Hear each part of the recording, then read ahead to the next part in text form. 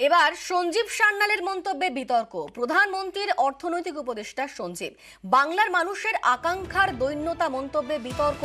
বেসরকারি সংস্থাকে দেওয়া সাক্ষাৎকারে বিতর্ক। মৃণাল সেনের ছবির প্রসঙ্গ টেনে বাংলাকে খোঁচা। এক্স হ্যান্ডেলে সঞ্জীব নিয়ে সরব তৃণমূল কংগ্রেস।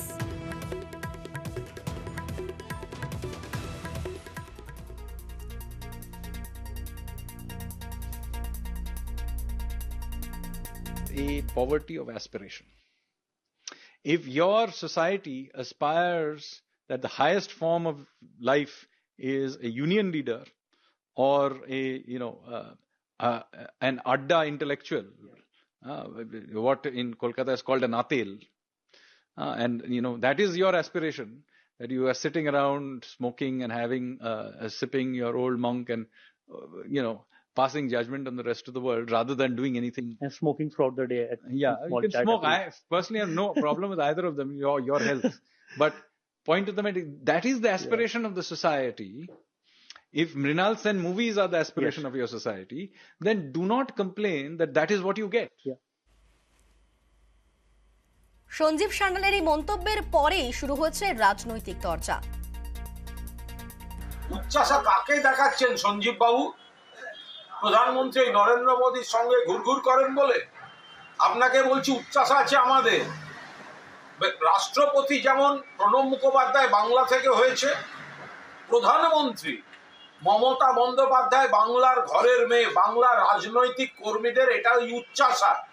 ফলে আপনার এই কথা, বাংলাকে অপমান করার কথা, আপনি কি ঘরের শিকড় ছেড়ে গিয়ে এই বহিরাগত জমিদারদের নায়েবগিরি করতে গিয়ে নিজের বাঙালি সত্তাটা হারিয়ে ফেলেছেন?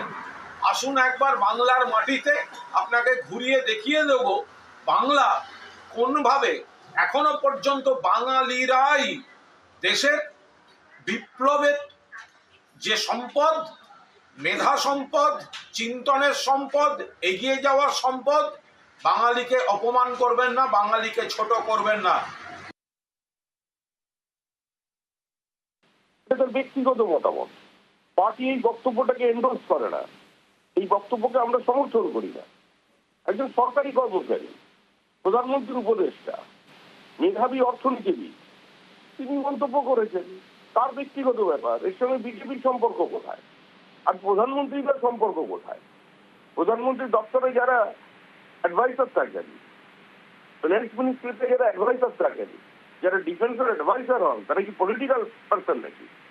কে কোথায় সরকারি বলেছেন, তার বক্তব্যকে আমরা গ্রহণ করছি না, আমরা বিশ্বাসই করি না। এই সমস্ত কথা তো অসুস্থ।